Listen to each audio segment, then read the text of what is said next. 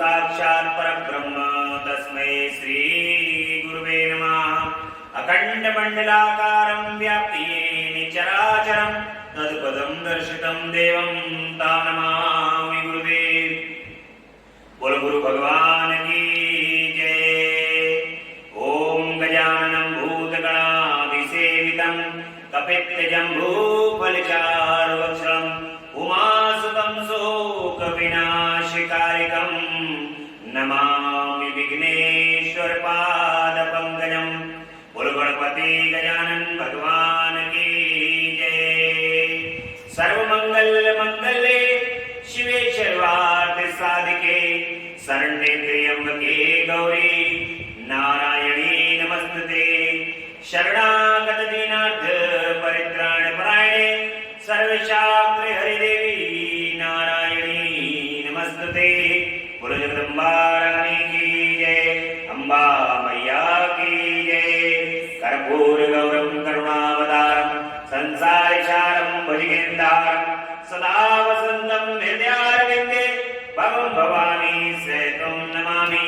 नागेन्द्रहाराय त्रिलोचनाय भस्मांगराय महेश्वराय नित्याय शुद्धाय दिगंबराय तस्मै नागराय नमः शिवाय। ओम नमः शिवाय, ओम नमः शिवाय, ओम नमः शिवाय। बोले भूत भावन भगवान की जय, महामृत्युंजय भगवान की जय, शंकर भगवान की जय।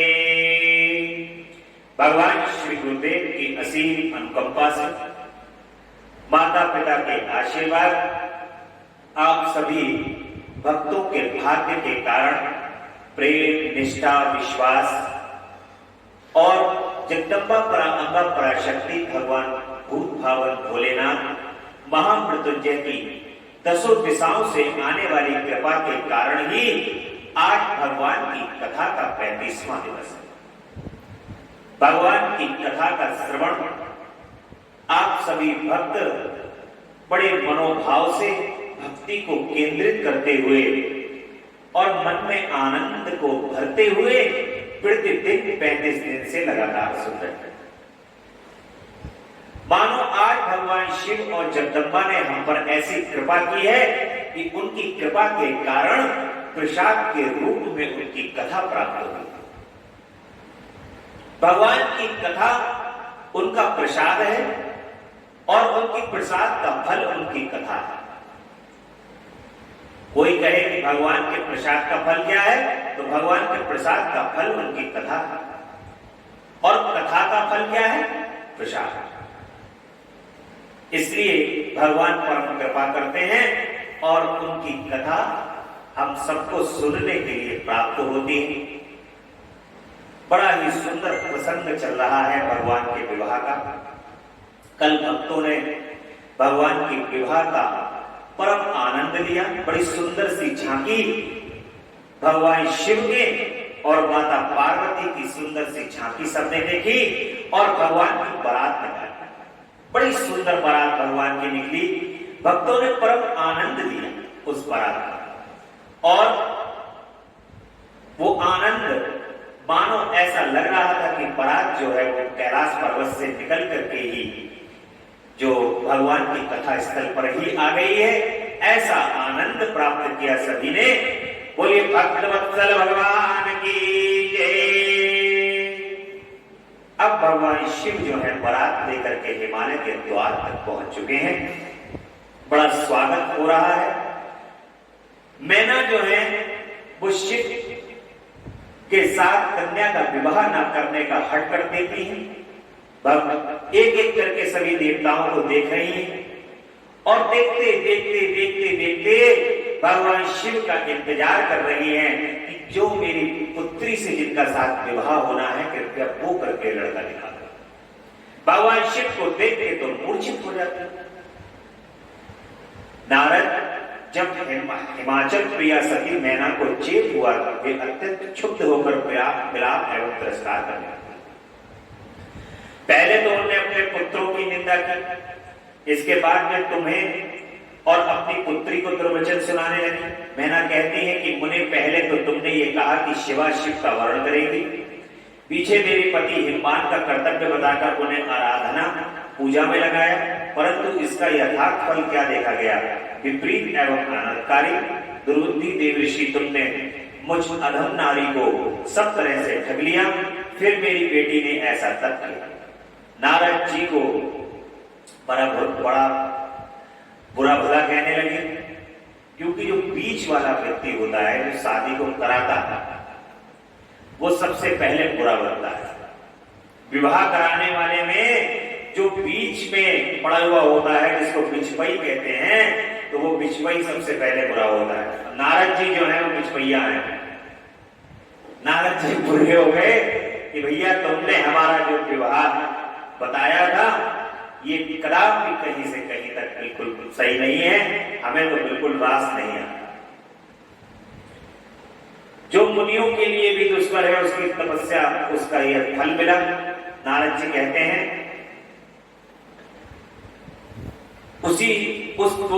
उनकी माता मैना कहती हैं कि जो मुनियों के लिए भी दुष्कर तपस्या है, ऐसी तपस्या मेरी बिटिया ने की और उसका फल ये मिला। भगवान शिव के लिए कह रही है, दुख में हाय मैं क्या करूं, कहां जाऊं, कौन मेरे दुख को दूर करेगा, मेरा कुल आदि नष्ट हो गया, मेरे जीवन का भी नष्ट हो गया। इस तरीके से विलाप कर रहे हैं। कहा गए वे दिव्य ऋषि, पाऊं तो मैं उनकी दाढ़ी नोच लूं। सप्त ऋषियों के लिए कह रही है। वशिष्ठ की वह तपस्वी पत्नी भी बड़ी धूर्ता है, वह स्वयं इस विवाह के लिए अगुआ बनकर आई थी। न जाने किन किन के अपराध से इस समय मेरा सब कुछ ऐसा कहकर मैना पुत्री अपनी पुत्री शिवा की ओर देखकर उन्हें कटु वचन सुनाने लगी। कह रही है कि तुमने ये कौन सा तप किया है जो मेरे लिए दुखदायक सिद्ध हुआ? तू स्वयं ही सोना देकर कांच खरीद रही है, चंदन छोड़कर अंगों में कीचड़ का ढेर पोत लिया है, हंस को छोड़कर तूने पिंजड़े में कौवा पाल लिया, गंगा जल को दूर फेंक कर तूने कुएं का जल पी लिया, प्रकाश पाने की इच्छा से सूर्य छोड़कर यत्न पूर्वक जुगनू को पकड़ लिया। इस तरीके से जो है वो तरह तरह की नाना प्रकार की बातें मैना जो है वो कह रही हैं। बेटी, हम दोनों माता पिता को भी धिक्कार है जो उन्होंने तुझे जन्म दिया। नारद, तुम्हारी बुद्धि को भी धिक्कार है, से बुद्धि देने वाले उन सप्तऋषियों को भी धिक्कार है, तुम्हारे कुल को, तुम्हारी क्रिया दक्षता को भी धिक्कार। तथा तुमने जो कुछ किया उन सबको धिक्कार। तुमने जो मेरा घर ही जला दिया, यह मेरा मरण ही है। ये पार्वती राजा आज मेरे निकट न आए, सप्तऋषि लोग स्वयं मुझे अपना मुंह न दिखाए। इस तरीके से जो है वो माता बहुत की रुष्ट हो गई और रुष्ट होने के बाद भगवान शंकर के केवल उन्होंने उस स्वरूप के दर्शन किए। भगवान देखिए किस प्रकार की लीला को रचते। एक अहंकार मैना के मन के अंदर आया कि मेरा बिटिया का जो पति है वो सर्वश्रेष्ठ है, ये तीनों लोगों में उनके बराबर कोई भी नहीं है। परंतु भगवान ने अपना एक ऐसा स्वरूप उनको दिखा दिया, वो देखकर अपने आप ही स्वयं क्षुब्ध हो गई। ब्रह्मा जी कहते हैं कि नारद सुनकर मैना मूर्छित हो पृथ्वी पर गिर जाती हैं। शोक रोष आदि से व्याकुल होने के कारण वे पति के समीप नहीं गई। देवऋषि उस समय उस देवता क्रमशः उनके निकट गए। सबसे पहले मैं पहुंचा। मुनि श्रेष्ठ, मुझे देखकर तुम सुख मैंने से। नारद कहते हैं कि पतिव्रते, तुम्हें पता नहीं है वास्तव में भगवान शिव का रूप बड़ा सुंदर है। उन्होंने लीला से ऐसा रूप धारण कर लिया है, यह उनका यथार्थ रूप नहीं है। इसलिए तुम क्रोध छोड़कर स्वस्थ हो जाओ, हट छोड़कर विवाह का कार्य करो और अपनी शिवा का हाथ शिव के हाथों को। तुम्हारी ये बात सुनकर मैना तुमसे बोली, उठो यहाँ से दूर चले जाओ, तुम दुष्टों और अधमों के शिरोमणि हो। मैना ऐसा कहने पर मेरे साथ इंद्र आदि सब देवता एवं दिक्पाल क्रमशः आकर यूं बोले कि पितरों की कन्या मैंने, तुम हमारे वचनों को प्रसन्नता पूर्वक सुनो। ये शिव निश्चय ही सबसे उत्कृष्ट देवता हैं और सबको उत्तम सुख देने वाले। आपकी पुत्री के अत्यंत दुस्सह तप को देखकर एक भक्तवत्सल प्रभु ने कृपा पूर्वक उन्हें दर्शन और श्रेष्ठ वर दिया था। यह सुनकर मैना ने देवताओं से बारंबार अत्यंत विलाप करके कहा, शिव का रूप बड़ा भयंकर है, मैं उन्हें अपनी पुत्री नहीं दूंगी। आप सब देवता प्रपंच करके क्या मेरी इस कन्या के उत्कृष्ट रूप को व्यक्त करने के लिए उद्यत है? अब उनकी माता जो है वो नहीं मान रही है। मुनीश्वर उनके ऐसा कहने पर वशिष्ठ आदि सप्तऋषियों ने वहां आकर यह बात कही, पितरों की कन्या तथा गिरिराज की रानी मैंने, हम लोग तुम्हारा कार्य सिद्ध करने के लिए आए हैं। जो कार्य सर्वदा उचित और उपयोगी है उसे तुम्हारे हट के कारण हम विपरीत कैसे? भगवान शंकर का दर्शन सबसे बड़ा लाभ है। वे दान पात्र होकर स्वयं तुम्हारे घर पधारे हैं। उनके ऐसा कहने पर भी ज्ञान दुर्बलता मैना ने उनकी बात मिथ्या कर दी और रुष्ट होकर उनसे कहा। देखिए भगवान शिव मान नहीं रहे हैं अपनी लीला को करने में, और यहाँ भी चलते चलते विवाह के आते आते भी उन्होंने यहाँ लीला कर दी, और ऐसी लीला करी कि मैना फिर बिदक गई। भगवान शिव मान नहीं रहे अपनी लीला को करने से। शुरू से लगातार लीला कोई लीला किए चले जा रहे हैं, और कुछ ना कुछ जो है वो अपनी शादी में अड़ंगा लगा रहे। कोई दूसरा अगर अड़ंगा लगा दे तो वो तो अलग बात होती है, वो खुद अड़ंगा लगा रहे हैं अपने आप। कोई ना कोई बात ऐसी कर देते हैं जिससे अड़ंगा लग जाता है। मैं शास्त्र आदि से अपनी बेटी के टुकड़े टुकड़े कर डालूंगी, परंतु उसे भगवान शिव के हाथ में नहीं दूंगी। तुम सब लोग दूर हट जाओ, किसी को मेरे पास नहीं आना। ऐसा कहकर अत्यंत बेहल हो विलाप करती हुई मैना चुप हो गई। मुनि वहां उनके इस बर्ताव से हाहाकार मच गया। अब बारात जो है दरवाजे से लौटी जा रही है। भगवान शिव जो है वो पहुंचे हुए हैं दरवाजे पर उनकी माता जी जो है वो नाराज हो गई हैं, और दरवाजे से ही बारात लौटाने की बात हो रही है कि भैया हमें नहीं करनी शादी, इन्हें लौटा। प्रिय मैंने, हिमालय कहते हैं कि तुम इतनी व्याकुल क्यों हो रही हो? देखो तुम कौन से महात्मा तुम्हारे यहाँ पधारे हैं, तुम इनकी निंदा क्यों करते हो? भगवान शंकर को तो तुम जानती हो। नाना नाम रूप वाले शंभू के विकट रूप को देख करके तुम घबरा गई। मैं भगवान शिव को भली भांति जानता हूँ। वे ही सबके प्रतिपालक है, पूजनियों के भी पूजनीय है तथा निग्रह करने वाले हैं, निष्पाप है। हट ना करो, मानसिक दुख छोड़ो, शीघ्र उठो और सब कार्य करो। पहले विकट रूपधारी शंभू ने मेरे द्वार पर आकर जो नाना प्रकार की लीलाएं की थी, उनका आज तुम्हें स्मरण दिला। उनके उस परम महात्मा को देखकर और समझकर उस समय मैंने और तुमने कन्या देना स्वीकार किया था। प्रिय, अपनी उस बात को प्रमाण मानकर सार्थक करो। इस बात को सुनकर शिवा की माता मैना हिमालय से बोली, नाथ मेरी बात सुनिए और सुनकर आपको वैसा ही करना चाहिए। आप अपनी पुत्री पार्वती के गले में रस्सी बांधकर इसे बेखटक के पर्वत से नीचे गिरा दीजिए, परंतु मैं इसके हर के हाथ में नहीं दूंगी। अथवा नाथ, अपनी इस बेटी को तो मैं जाकर निर्दयता पूर्वक समुद्र में डुबो दूंगी। ऐसा करके आप पूर्ण सुखी हो जाइए स्वामी। यदि विकट रूपधारी रुद्र को आप अपनी पुत्री दे देंगे तो मैं निश्चय ही अपना शरीर दिया। अब फिर से हटकर नहीं मान नहीं रही। भगवान शिव जो हैं वो भी अपनी लीला में तन्मय हैं। अपनी लीला के आगे भगवान शिव भी उनकी आंखों को पर्दा डाले हुए हैं। मैना जब हट पूर्वक ऐसी बात कहे तब पार्वती स्वयं आकर यह रमणीय वचन बोली कि मां, तुम्हारी बुद्धि तो बड़ी शुभकारक है, इस समय विपरीत कैसे हो गई? धर्म का अवलंबन करने वाली होकर के तुम धर्म को कैसे छोड़ रही हो? ये रुद्र देव सबकी उत्पत्ति के कारण साक्षात ईश्वर हैं, इनसे बढ़कर कोई दूसरा। समस्त श्रुतियों का यह वर्णन है कि भगवान शंभु सुंदर रूप वाले, सुखद हैं, कल्याणकारी महेश्वर, समस्त देवताओं के स्वामी तथा स्वयं प्रकाश हैं। इनके नाम और रूप अनेक हैं। माताजी श्री विष्णु और ब्रह्मा आदि भी इनकी सेवा करते हैं। ये सबके अधिष्ठान है, कर्ता हर्ता और स्वामी हैं। विकारों की इन तक पहुंच नहीं है। ये तीनों देवताओं के स्वामी, अविनाशी एवं सनातन है। इनके लिए ही सब देवता किंकर होकर तुम्हारे द्वार पर पधारे हैं और उत्सव मना। इससे बढ़कर सुख की बात और क्या हो सकती है?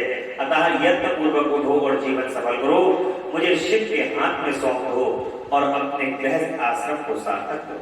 मां, मुझे परमेश्वर शंकर की सेवा में दे दो। मैं स्वयं तुमसे ये बात कहती हूँ। तुम मेरी इतनी सी ही विनती मान लो, यदि तुम इनके हाथ में मुझे नहीं दोगी तो मैं दूसरे किसी वर का वरण नहीं, क्योंकि जो सिंह का भाग है उसे दूसरों को ठगने वाला सियार कैसे पा सकता है। मां, मैंने मन, वाणी और क्रिया द्वारा स्वयं हर का वर्ण किया है, हर का ही वर्ण किया है, अब तुम्हारी जैसी इच्छा हो वैसा ही। नारद पार्वती जी की यह बात सुनकर शैलेश्वर प्रिया मैना बहुत ही उत्तेजित हो गई और पार्वती को डांटते हुए दुर्वचन कहकर रोने लगी और विलाप करने लगी। तदंतर स्वयं मैंने तथा संतादी सिद्ध मनों ने मैना को बहुत समझाया, परंतु वे किसी की बात को न मानकर सबको डांटती। इसी बीच में उनके सुदृढ़ एवं महान हट की बात को सुनकर शिवप्रिय भगवान विष्णु भी तुरंत वहां आ पहुंचे और इस प्रकार कहते हैं भगवान विष्णु कि देवी तुम पितरों की मानसी पुत्री एवं उन्हें बहुत ही प्यारे, साथ ही गिरिराज हिमालय की गुणवती पत्नी हो। इस प्रकार तुम्हारा संबंध साक्षात ब्रह्मा जी के उत्तम पुरुष से। संसार में तुम्हारे सहायक भी ऐसे ही हैं, तुम धन्य हो। मैं तुमसे क्या कहूँ, तुम तो धर्म की आधारभूता हो, फिर धर्म का त्याग कैसे कर सकते? तुम्हें अच्छी तरह सोचो तो सही, संपूर्ण देवता, ऋषि, ब्रह्मा जी और मैं सभी लोग विपरीत बात ही क्यों कहेंगे। तुम शिव को नहीं जानती, वे निर्गुण भी हैं और सगुण भी हैं, कुरूप भी हैं और स्वरूप भी हैं, सबके सैव सत्पुरुषों के आश्रय हैं। उन्होंने मूल प्रकृति रूपा देवी ईश्वरी का निर्माण किया और उसके बगल में पुरुषोत्तम का निर्माण करके उन्हीं दोनों से सगुण रूप में मेरी तथा ब्रह्मा जी की उत्पत्ति हुई। फिर लोगों का हित करने के लिए वे स्वयं रुद्र रूप से प्रकट हुए। तदंतर वेद, देवता तथा स्थावर जंगम रूप से जो कुछ दिखाई देता है वह सारा जगत भी भगवान शंकर से ही उत्पन्न हुआ है। उनके रूप का ठीक ठीक वर्णन अब तक कौन कर सकता है अथवा कौन उनके रूप को जानता है। मैंने और ब्रह्मा ने भी जिनका अंत नहीं पाया उनका पार दूसरा कौन पा सकता। ब्रह्मा से लेकर कीट पर्यंत जो कुछ जगत दिखाई देता है वह सब शिव का ही रूप है, ऐसा जानो। इस विषय में कोई अन्यथा विचार नहीं। वे ही अपनी लीला से ऐसे रूप में अवतीर्ण हुए और शिव के तत्व के प्रभाव से तुम्हारे द्वार पर। अतः हिमाचल वो ये कह रहे हैं कि माता जगदम्बा के तप के प्रभाव से ही तुम्हारे द्वार पर आए हैं। अतः हिमाचल की पत्नी तुम दुख छोड़ो और शिव का भजन करो, इसमें तुम्हें महान आनंद प्राप्त होगा और तुम्हारा सारा क्लेश ही जाएगा। ब्रह्मा जी कहते हैं कि नारद, श्री विष्णु के द्वारा इस प्रकार समझाए जाने पर मैना का मन कुछ कोमल हुआ, परंतु शिव को कन्या न देने का हट उन्होंने तब भी नहीं छोड़ा। शिव की माया से मोहित होने के कारण ही उन्होंने ऐसा दुर्ग्रह किया था। उस समय मैना ने शिव के महत्व को स्वीकार कर लिया। कुछ हो जाने पर श्री हरि ने कहा कि यदि भगवान शिव सुंदर शरीर धारण कर लें तब मैं उन्हें अपनी पुत्री दे सकती। अब मैना कह रही है यदि भगवान शिव जो है वो सुंदर शरीर को धारण कर ले, ये सब भभूति, नाग और त्रिशूल हाथ में लिए, बागंबर पहने, हाथी की खाल ओढ़े हुए, ये भगवान शिव जो है अगर सुंदर स्वरूप के अंदर आ जाएं तब मैं इनको अपनी पुत्री दे सकती हूं, अन्यथा कोटि उपाय करने पर भी नहीं। चाहे कितने भी उपाय कर लो, समझा लो, बुझा लो, कुछ भी कर लो, लेकिन इनका ये वाला स्वरूप जो है वो चेंज करा दो।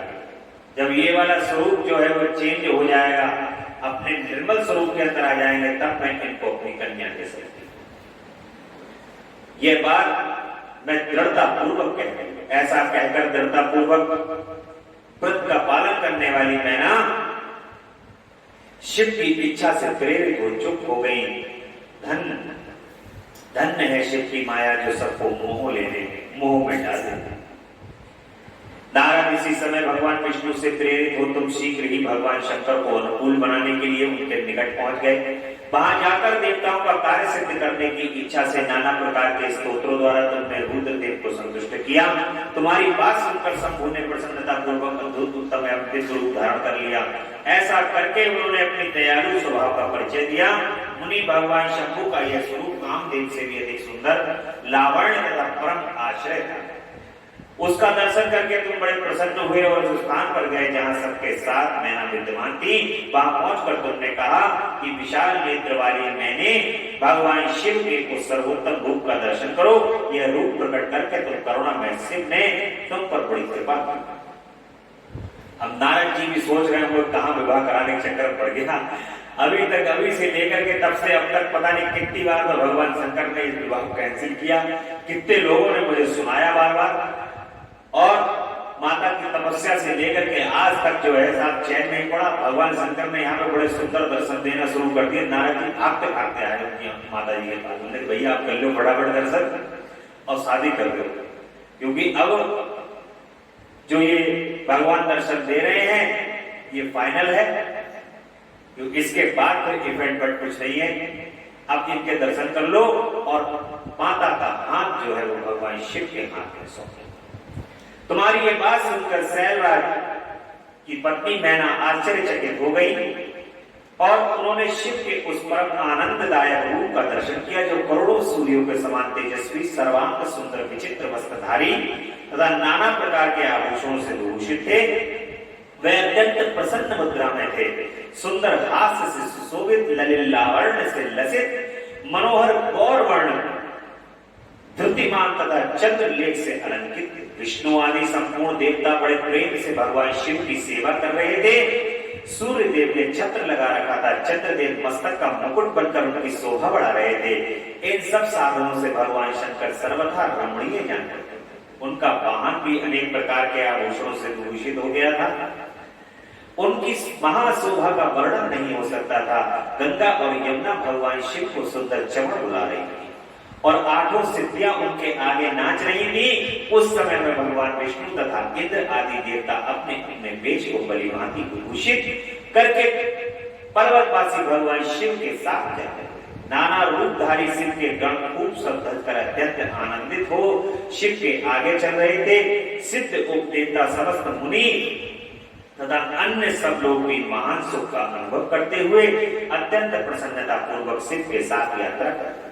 इस प्रकार देवता आदि सब लोग विवाह देखने के लिए उत्कंठित हो खूब सज कर अपनी पत्नियों के साथ परब्रह्म शिव का यशोगान करते हुए जा रहे थे। विश्वासु एवं गंधर्व अप्सराओं के साथ वो शंकर उत्तम यश का गान करते हुए आगे आगे चले। मुनि श्रेष्ठ महेश्वर के शैलराज के द्वार पर पधारते समय इस समय वहां नाना प्रकार का महान उत्सव हो रहा था। मुनीश्वर उस समय वहां परमात्मा शिव की जैसी शोभा हो रही थी, उसका विशेष रूप से वर्णन करने में कौन समर्थ हो सकता है। उन्हें वैसे विलक्षण रूप में देखकर मैना क्षण भर के लिए चित्रलेखी सी रह गई थी। फिर बड़ी प्रसन्नता के साथ कहती है कि महेश्वर मेरी पुत्री धन्य है जिसने बड़ा भारी तप किया और उस तप के प्रभाव से आप मेरे इस घर में पहले जो मैंने आप शिव की अक्षम्य निंदा की है उसे मेरी शिवा के स्वामी शिव आप क्षमा करें और इस समय पूर्णतः प्रसन्न हो जाए। ऐसा जो है उनकी माता भगवान शिव से कहती हैं, उनकी बुद्धि ठीक हो जाती है उनके दर्शन करके भगवान के। ब्रह्मा जी कहते हैं कि नारद इस प्रकार बात करके चंद्रमौली शिव की स्तुति करती हुई शैलप्रिया मैना ने उन्हें हाथ जोड़कर प्रणाम किया। फिर वे लज्जित हो गई। इतने में ही बहुत सी पुनर्वासिनी स्त्रियां भगवान शिव के दर्शन की लालसा से अनेक प्रकार के काम छोड़कर वहां जो जैसे थी वैसे ही अस्त व्यस्त दौड़ आई और भगवान शंकर का यह मनोहर रूप देख करके वे सब मोहित हो गई। शिव के दर्शन से हर्ष को प्राप्त हो प्रेम पूर्ण हृदय वाली वे नारियां महेश्वर की उस मूर्ति को अपने मन मंदिर में बिठाकर इस प्रकार से कहती हैं, अहो हिमवान के नगर में निवास करने वाले लोगों के नेत्र आज सफल हो गए। जिस जिस व्यक्ति ने इस दिव्य रूप का दर्शन किया निश्चय ही उसका जन्म सार्थक हो गया, उसी का जन्म सफल है और उसी की सारी क्रियाएं सफल हैं। जिसने संपूर्ण पापों का नाश करने वाले साक्षात भगवान शिव का दर्शन किया। पार्वती ने शिव के लिए जो तप किया है उसके द्वारा उन्होंने अपना सारा मनोरथ सिद्ध कर लिया। शिव को पति के रूप में पाकर यह शिवा धन्य और कृतकृत्य हो गई। यदि विधाता शिवा और शिव की इस युगल जोड़ी को सानंद एक दूसरे से मिला न देते तो उनका सारा परिश्रम निष्फल हो जाता। इस उत्तम जोड़ी को मिलकर के मिलाकर के ब्रह्मा जी ने बहुत अच्छा कार्य किया है, इससे सबके कार्य सार्थक हो जाएंगे। तपस्या के बिना मनुष्यों के लिए शंभु का दर्शन दुर्लभ है। भगवान शिव का दर्शन तपस्या के बगैर दुर्लभ है। भगवान शंकर दर्शन मात्र से ही सब लोग कृतार्थ हो जाते हैं। जो जो सर्वेश्वर गिरजापति शंकर दर्शन करते हैं वे सारे पुरुष श्रेष्ठ हैं, हम सारी स्त्रियां भी कहते हैं। ब्रह्मा जी कहते हैं कि नारद ऐसी बात कहकर उन स्त्रियों ने चंदन और अक्षत लगा करके भगवान शिव का पूजन किया और बड़े आदर से उनके ऊपर फूलों की वर्षा की। वे सब स्त्रियां मैना के साथ उत्सुक होकर खड़ी रही और मैना तथा गिरिराज के पूरी भाग्य की सराहना करती रही। मुनि स्त्रियों के मुख से वैसे शुभ बातें सुनकर विष्णु आदि सब देवता तथा भगवान शिव को बड़ा हर्ष हुआ। भगवान शिव को ब्रह्मा जी कहते हैं कि नारद तदंतर भगवान शिव प्रसन्न चित्त हो अपने गणों तथा समस्त देवताओं अन्य लोगों के साथ कौतूहल पूर्वक गिरिजा के हनुमान के धाम में गए। हिमाचल की श्रेष्ठ पत्नी मैना भी उन स्त्रियों के साथ घर के भीतर गई और शंभू की आरती उतारने के लिए हाथ में दीपों से सजी हुई थाली लेकर सभी ऋषि पत्नियां तथा अन्य स्त्रियों के साथ आदर पूर्वक द्वार पर वहां आकर मैना ने संपूर्ण देवताओं से सेवित गिरिजापति महेश्वर शंकर को द्वार पर उपस्थित थे बड़े प्यार से देखा। उनकी अंग कांति मनोहर चंपा के समान थी। उनके एक मुख और 3 नेत्र थे। प्रसन्न मुखारविंद में मंद मुस्कान छटा छा रही थी। वे रत्न और सुवर्ण आदि से विभूषित थे। गले में मालती की माला पहने हुए थे।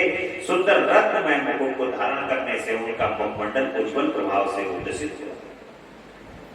कंठ में आदि हार सुंदर आभरण शोभा दे रहे थे। सुंदर कड़े और बाजूबंद उनकी भुजाओं को विभूषित कर रहे थे। अग्नि के समान निर्मल एवं अनुपम अत्यंत सूक्ष्म मनोहर विचित्र एवं बहुमूल्य युगल वस्त्र से उनकी बड़ी शोभा हो। चंदन अगर कस्तूरी तथा मनोहर कुमकुम से अंग राग से उनके अंग विभूषित थे। उन्होंने हाथ में रत्न में दर्पण ले रखा था और उनके दोनों नेत्र कज्जल से सुशोभित हो रहे थे। उन्होंने अपनी प्रभा से सबको आच्छादित कर दिया तथा वे अत्यंत मनोहर जान पड़ते थे। अत्यंत तरुण परम सुंदर और आभरण भूषित अंगों से सुशोभित थे। कामिनियों को अत्यंत कामनीय प्रतीत होते थे। उनमें व्याघ्रता का अभाव था। उनका मुखारविंद कोटि चंद्रमाओं से भी अधिक आह्लाददायक था। उनके श्री अंगों की छवि कोटि कामदेवों से भी अधिक मनोहरणी थी। वे अपने सभी अंगों में परम सुंदर थे। ऐसे सुंदर रूप वाले उत्कृष्ट देवता भगवान शिव को जमाता के रूप में अपने सामने खड़ा देख मैना की सारी शोक चिंता हुई। वे परम सिंधु में निमग्न हो गई और अपने भाग्य की गिरिजाज हिमपान की और उनके समस्त कुल की पूरी पूरी प्रशंसा कर। अभी देखिए, अभी तो नेगेटिव थी, अब इतनी जल्दी पॉजिटिव हो गई। भगवान शिव ने उनके मस्तिष्क ठीक कर दिया, बुद्धि ठीक कर दी, तो अब वो सकारात्मक हो गई। बारंबार हर्ष का अनुभव करने लगी। सती मैना का सुख प्रसन्नता से खिल उठ रहा था। वे अपने दामाद की शोभा सा आनंद अवलोकन करती हुई उनकी आरती उतारने लगी। गिरिजा की कही हुई बात को बारंबार याद करके मैना को बड़ा विस्मय हो रहा था। वे हर्षोत्फुल्ल मुखारविंद से युक्त हो मन ही मन कहने लगी, पार्वती ने मुझसे पहले जैसा बताया था उससे भी अधिक सौंदर्य है। मैं इन परमेश्वर शिव के अंगों को देख रही हूँ। महेश्वर का मनोहर लावण्य इस समय अवर्णनीय है। ऐसा सोचकर आश्चर्यचकित हुई मैना पहले घर के भीतर वहीं आई हुई युवतियों ने भी बर के मनोहर रूप की पूरी हुई प्रशंसा की। वे बोली, गिरिजानंदिनी शिवा धन्य है। कुछ कन्याएं कहने लगी, दुर्गा तो साक्षात भगवती है। कुछ दूसरी कन्याएं महारानी मैना से बोली, हमने तो कभी ऐसा वर नहीं देखा और ना कभी ध्यान से ही ऐसे वर का अवलोकन किया। उन्हें शंकर का यह रूप देखकर समस्त देवता हर्ष से खिल उठे। श्रेष्ठ गंधर्व उनका यश गाने लगे और अप्सराएं नृत्य करने लगी, बाजा बजाने लगी। लोग मधुर ध्वनि से अनेक प्रकार की कला दिखाते हुए आदर पूर्वक भांति भांति के बाजे बजाए। हिमालय ने भी आनंदित होकर द्वारोचित मंगलाचार किया। समस्त नारियों के साथ मैना भी महान उत्सव मनाते हुए वर का परीक्षण करने लगी। फिर वे प्रसन्नता पूर्वक घर में चली गई। इसके बाद भगवान शिव अपने गणों और देवताओं के साथ अपने को दिए गए जनवासे में चले जाते। इसी बीच में गिरिराज के अंतःपुर की स्त्रियां दुर्गा को साथ में कुल देवी की पूजा के लिए बाहर निकली। वही देवताओं ने जिनकी पलकें कभी नहीं गिरती थी, प्रसन्नता पूर्वक पार्वती को देखा। उनकी अंग कांति नील अंजन के समान थी। वे अपने मनोहर अंगों से ही विभूषित थी। उनका कटाक्ष केवल भगवान त्रिलोचन पर ही आदर पूर्वक पड़ता था, दूसरे किसी पुरुष की ओर उनके नेत्र नहीं। उनका प्रसन्न मुख मंद मुस्कान से सुशोभित था। वे कटाक्षपूर्ण दृष्टि से देखती थी और बड़ी मनोहरणी जान पड़ती थी। उनके केशों की चोटी बड़ी ही सुंदर थी। कपोलों पर बनी हुई मनोहर पत्र भंगी उनकी शोभा बढ़ाती थी। ललाट में कस्तूरी की बेदी के साथ ही सिंदूर बिंदी सुशोभित हो रही थी। पक्ष स्थल पर श्रेष्ठ रत्नों के सारभूत हार से दिव्य दीप्ति छिटक रही थी। रत्नों के बने हुए केयूर वलय और कंकड़ा से उनकी भुजाएं अलंकृत थी। उत्तम रत्नमय कुंडल से उनके मनोहर कपोल जगमगा रहे थे। उनकी दंत पंक्ति मणियों तथा रत्नों की प्रभाव को छीन लेती थी और मुख की शोभा बढ़ाती थी। मधुर से पूरी अधर और ओष्ठ बिंब फल के समान लाल थे। दोनों पैरों में रत्नों की आभा से युक्त महावर शोभा देती थी। उन्होंने अपने एक हाथ में रत्न जटिल दर्पण दे रखा था और उनका हाथ क्रीड़ा कमल से सुशोभित था। उनके अंगों में चंदन अगर कस्तूरी कुमकुम लगा हुआ था। पैरों में पायजेब बज रही थी। वे अपने लाल तलुओं के कारण बड़ी शोभा पा रही थी।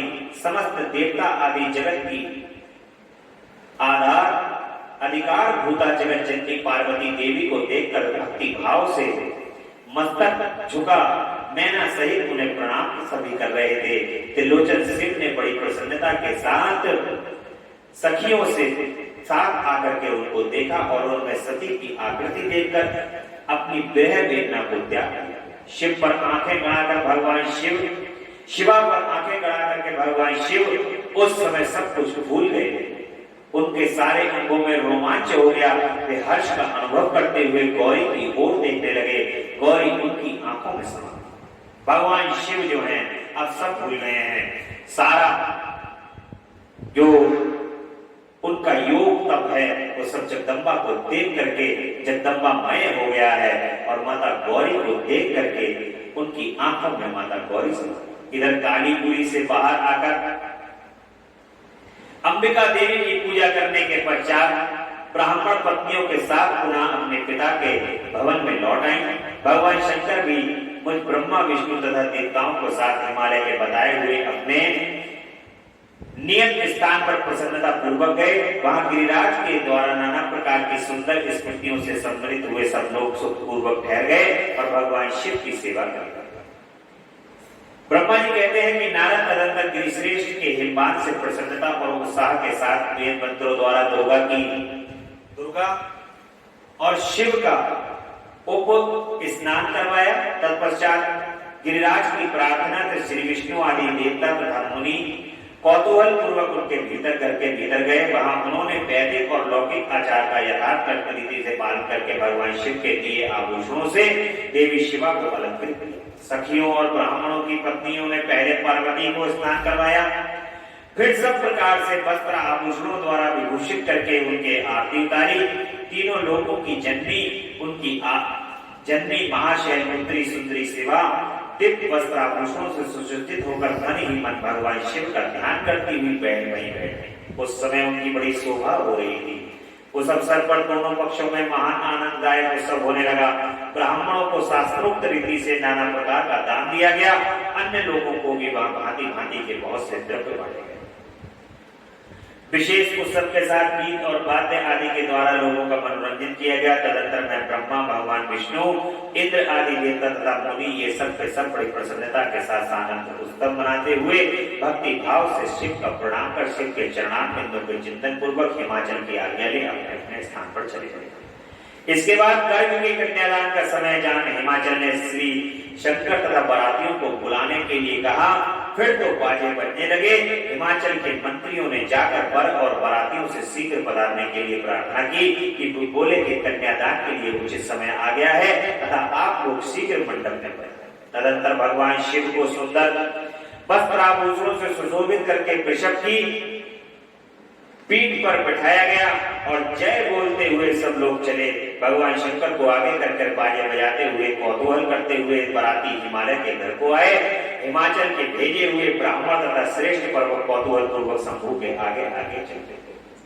भगवान के मस्तक पर बहुत बड़ा छत्र तना हुआ था, सब ओर से उन्हें चबर डुलाया जाता था। तब वे महेश्वर चंद्रोबय के नीचे चलते थे। मैं विष्णु, इंद्र और लोकपाल आगे रहकर उत्तम शोभा से सुशोभित हुए। उस महान उत्सव के समय शंख, भेरी, पटे, आनक और गौमुख आदि बाजे बारंबार बज रहे थे। इन सबके साथ जगत के एकमात्र जीवन बंधु भगवान शिव परमेश्वर तेज से संपन्न हो यात्रा कर रहे थे। उस समय समस्त देवेश्वरों की सेवा में उपस्थित हो बड़े हर्षोल्लास के साथ उन पर फूलों की वर्षा करते थे। इस प्रकार पूजित और बहुत सी स्तुतियों द्वारा प्रसन्न चित्त परमेश्वर शिव ने यज्ञ मंडप में प्रवेश किया। वहां श्रेष्ठ पर्वतों में शिव को वृषभ ने उतारा और महान उत्सव के साथ प्रेम पूर्वक उन्हें घर के भीतर ले गए। हिमालय में भी अपने घर में आए हुए देवताओं सहित महेश्वर को विधि पूर्वक भक्ति भाव से प्रणाम करके उनकी आरती उतारी। फिर महान उत्सव पूर्वक अपने भाग्य की सराहना करते हुए उन्होंने समस्त देवताओं और मुनियों को प्रणाम करके उन सबका समाधान किया। श्री विष्णु सहित महेश्वर तथा मुख्य देवताओं पाद्य अर्घ देकर हिमालय उन्हें अपने भवन के भीतर ले गए और आंगन में रत्नमय सिंहासन के ऊपर मुझको, विष्णु को, शंकर जी को तथा अन्य विशिष्ट व्यक्तियों को बैठाया। उस समय मैना ने अपनी सखियों, ब्राह्मण पत्नियों तथा अन्य पुरिंदरियों के साथ आकर सानंद आरती उतारी। कर्म कांड के ज्ञाता पुरोहित महात्मा शंकर के लिए मधुपर्क पूजन आदि जो जो आवश्यक कृत्य थे उन सबको सहर्ष इस प्रकार मेरे कहने से पुरोहित ने प्रस्तावक के रूप में उत्तम मंगलमय कार्य किया। इसके बाद हिमालय अंतर्वेदी में महासमस्त आभूषणों से भूषित उनकी कुशांगी कन्या कृशांगी कन्या वेदी के ऊपर विराजमान थी। वहां मेरे और श्री विष्णु के साथ महादेव जी को ले गए। तदंतर बृहस्पति आदि विद्वान बड़े उत्साह से संपन्न हो कन्या दानेचित लगन की प्रतीक्षा करने लगे। गर्ग ने पुण्य वाचन करते हुए पार्वती जी की अंजलि में चावल भरे और शिव के ऊपर अक्षत छोड़े और परम उदार सुमुखी पर्वत ने दही, अक्षत, पुष्प और जल से वहां रुद्रदेव का पूजन किया, जिनके लिए शिवा ने बड़ी तपस्या की थी। उन भगवान शिव को बड़े प्रेम से देखती हुई वे अत्यंत शोभा पा रही थी। फिर मेरे और गर्गादि मुनियों के कहने से शंभू ने लोकाचार वर्ष पूजन किया। इस प्रकार परस्पर पूजन करते हुए वे दोनों जगत में पार्वती परमेश्वरी वहां शोभा पा रहे थे। त्रिभुवन की शोभा से संपन्न हो परस्पर एक दूसरे को देखते हुए उन दोनों दंपति की लक्ष्मी आदि देवियों को विशेष रूप से लक्ष्मी आदि देवियों ने माता की और भगवान शिव की आरती हुई। नारद कहते हैं इसी समय वहां गर्गाचार्य ने प्रेरित हो मनो मैना सहित हिमपान से कन्यादान का कार्य आरंभ कराया। उस समय वस्त्राभूषणों से विभूषित महाभाग मैना सोने का कलश लिए हुए पति हिमपान के दाहिने भाग में बैठी। तत्पश्चात पुरोहित सहित हर्ष से भरे हुए शैलराज ने पाद्य आदि के द्वारा वर का पूजन करके वस्त्र, चंदन और आभूषणों द्वारा उनका वर्ण किया। इसके बाद हिमाचल ने ब्राह्मणों से कहा कि आप लोग तिथि आदि के कीर्तन पूर्वक कन्यादान के संकल्प वाक्य का प्रयोग बोले। उनके लिए अवसर आ गया है। वे सब श्रेष्ठ काल के ज्ञाता थे। तथास्तु कहकर वे बड़ी प्रसन्नता के साथ तिथि आदि का कीर्तन करने लगे। तदंतर सुंदर लीला करने वाले परमेश्वर शंभू द्वारा मन ही मन प्रेरित हो हिमाचल ने प्रसन्नता पूर्वक हर्ष कर उनसे कहा कि शंभू अब आप अपने गोत्र का परिचय दें। फिर से जो है वो ट्विस्ट आने वाला है भगवान की शादी में। और अब हिमाचल जो है वो कह रहे हैं कि प्रभु अपने गोत्र को बताइए, आपका गोत्र क्या है। प्रबल कुल, नाम, वेद और शाखा का प्रतिपादन कीजिए, अब अधिक समय न लगाइए। हिमाचल की ये बात सुनकर भगवान शंकर सुमुख होकर भी विमुख हो गए। असोचनीय होकर भी तत्काल सोचनीय अवस्था में पड़ गए। उस समय श्रेष्ठ देवताओं, मुनियों, गंधर्वों, यक्षों और सिद्धों ने देखा कि भगवान शिव के मुख में कोई उत्तर नहीं निकल रहा है। नारद यह देखकर तुम हंसने लगे और महेश्वर का मन ही मन स्मरण करके गिरिराज से ये बोले कि पर्वतराज, नारद जी कहते हैं कि तुम मूर्ता के वशीभूत होकर कुछ भी नहीं जानते। महेश्वर से क्या कहना चाहिए और क्या नहीं इसका तुम्हें पता नहीं। वास्तव में तुम बड़े बहिर्मुख हो। तुमने उस समय साक्षात हर से उनका गोत्र पूछा है और उसे बताने के लिए उन्हें प्रेरित किया है। तुम्हारी ये बात अत्यंत उपहारजनक है। पर्वतराज, इनके गोत्र, कुल और नाम को विष्णु और ब्रह्मा आदि भी नहीं जानते, फिर दूसरों की क्या चर्चा। शैलराज, जिनके एक दिन में करोड़ों ब्रह्माओं का लय होता है, उन्हीं भगवान शंकर को तुमने आज काली के तपोबल से प्रत्यक्ष देखा। इनका कोई रूप नहीं है, ये प्रकृति से परे निर्गुण पर ब्रह्म परमात्मा है, निराकार, निर्विकार, मायाधीश एवं परात्पर है, गोत्र, कुल और नाम से रहित स्वतंत्र परमेश्वर है। साथ ही अपने भक्तों के प्रति बड़े दयालु हैं। भक्तों की इच्छा से ही निर्गुण से सगुण हो जाते हैं। निराकार होते हुए भी सुंदर शरीर धारण कर लेते हैं और अनामा होकर भी बहुत से नाम वाले हो जाते हैं। ये गोत्रहीन होकर भी उत्तम गोत्र वाले हैं, कुलहीन होकर भी कुलीन हैं। पार्वती की तपस्या से ही ये आज तुम्हारे जमाता बन गए हैं, इसमें कोई संशय नहीं है। गिरिश्रेष्ठ, इन लीला विहारी परमेश्वर ने चराचर जगत को मुंह में डाल रखा है। कोई कितना ही बुद्धिमान क्यों ना हो, वह भगवान शिव को अच्छी तरह नहीं जान सकता। ब्रह्मा जी कहते हैं कि मुझे ऐसा कहकर शिव की इच्छा से कार्य करने वाले तुम ज्ञानी देव ऋषि ने शैलराज को अपनी वाणी से हर्ष प्रदान करते हुए फिर इस प्रकार उत्तर दिया। नारद कहते हैं, शिव को जन्म देने वाले तात महाशैल, माता शिवा को जन्म देने वाले तात महाशैल, शिवा को जन्म देने वाले हे महाशैल, मेरी बात सुनो और उसे सुनकर अपनी पुत्री शंकर जी के हाथ में दे दो। लीला पूर्वक रूप को धारण करने वाले सगुण महेश्वर का गोत्र और कुल केवल नाद ही है। इस बात को तुम अच्छी तरह समझ लो।